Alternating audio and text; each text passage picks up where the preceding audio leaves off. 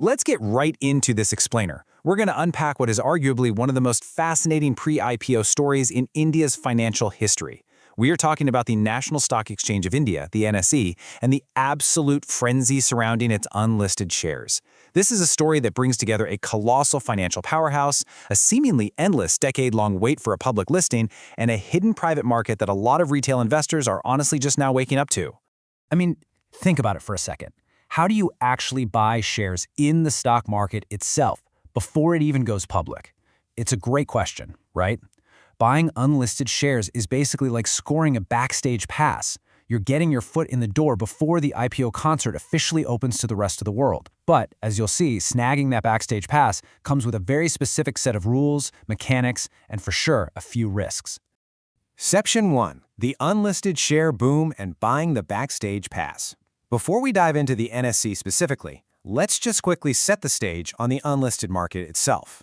So, you probably already know that unlisted shares are simply equity in companies not yet listed on public exchanges. We're talking startups, corporate subsidiaries, employee stock ownership plans, and of course, massive pre-IPO beasts like the NSE. But here's the absolutely crucial takeaway. This isn't the Wild West. These are 100% legal, regulated assets governed by the Ministry of Corporate Affairs. Even non-resident Indians can get in on the action legally under FEMA guidelines. When you buy in, you are a recognized shareholder with actual legal rights. You just don't have that instant click of a button liquidity you'd get on the public market. Moving on to Section 2, inside India's biggest exchange, the NSE behemoth. To really grasp why investors are practically fighting over this stock, we have to appreciate the sheer size of the underlying business. 12.91 crore. That number is staggering. That is the amount of unique, registered investors currently navigating the NSE's ecosystem. It literally covers almost every PIN code across India, processing up to 14 billion messages in a single day. The infrastructure scale here is just off the charts. And, well, that massive user base translates into some very serious financials. For fiscal year 2026, we are looking at a total revenue of over 16,600 crore rupees.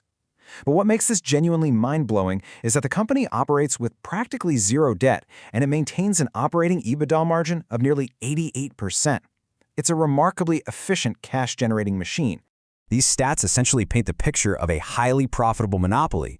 It is officially the world's largest derivatives exchange by number of contracts. It holds a global market share of over 51% in equity and index derivatives, and it delivers a return on equity of roughly 33%.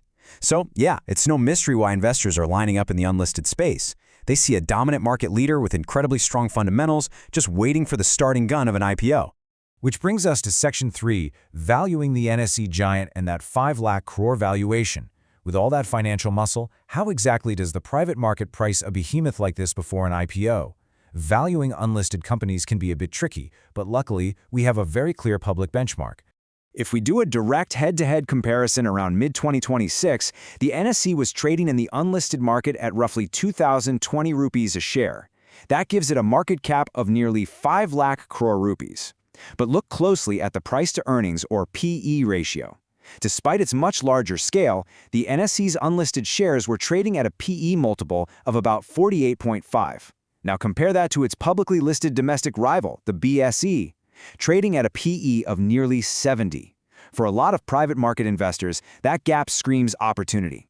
They're anticipating a massive listing pop if the NSE's valuation finally catches up with its peer on the open market.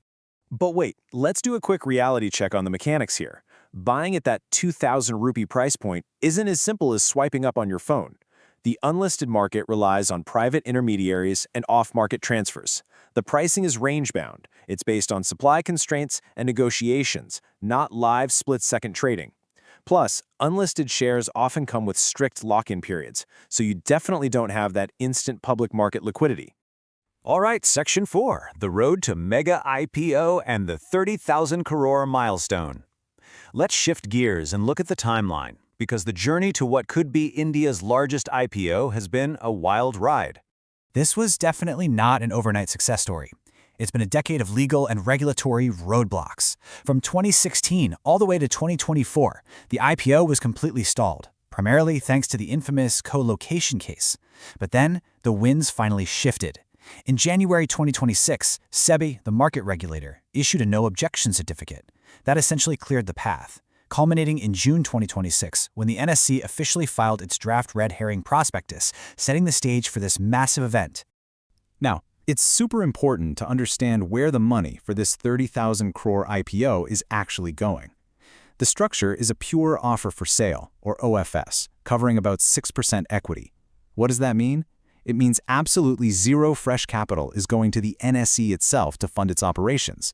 Every rupee of those proceeds goes straight to existing institutional selling shareholders, think giants like SBI and LIC, who are using this moment to cash out a portion of their holdings. Section 5. Risks and Regulatory Hurdles.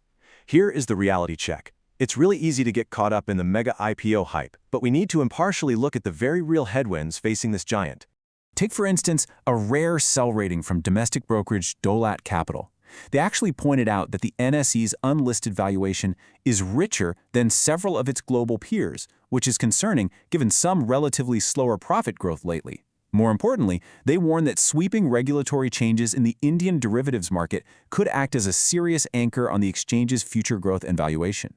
And even with SEBI's green light, the ghosts of the past are still lingering. That co-location case, it's actually still pending before the Supreme Court, with a proposed settlement of nearly 1,500 crore rupees on the table. Furthermore, because OFS participation is usually restricted to folks who were shareholders before the IPO filing, a ton of recent late-stage buyers in the unlisted market suddenly found themselves locked out. That realization actually caused a pretty noticeable correction and slide in the unlisted share price recently. To put data to that, let's break down the FY26 numbers. We actually saw a growth slowdown. There was a slight dip in overall revenue and, more strikingly, an approximate 15% drop in earnings per share. This pressure on momentum is largely due to strict regulatory shifts from SEBI, like pulling the plug on certain weekly contract expiries. It just proves that even an absolute monopoly is highly sensitive to the whims of the regulator. So the NSE is without a doubt a financial behemoth poised for a historic debut. But with shifting regulatory sands and complex rules in the private market itself, it is not a perfectly smooth road. Which leaves us with this final thought. Does the potential reward of this backstage pass to India's 30,000 crore mega IPO outweigh the very real looming regulatory risks? That is the ultimate question the market is going to have to answer when the bell finally rings. Thanks for tuning into this explainer.